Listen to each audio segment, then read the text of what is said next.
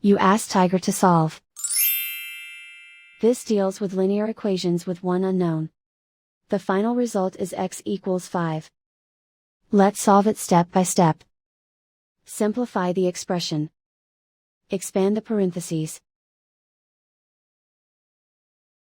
Simplify the arithmetic. Expand the parentheses. Simplify the arithmetic. Swap sides.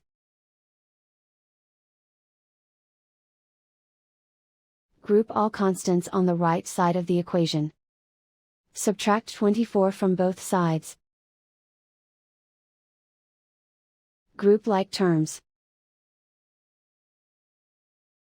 Simplify the arithmetic.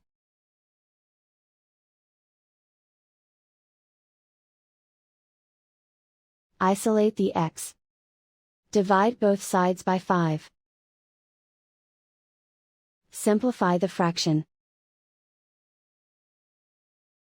Find the greatest common factor of the numerator and denominator. Factor out and cancel the greatest common factor. And so the final result is x equals 5.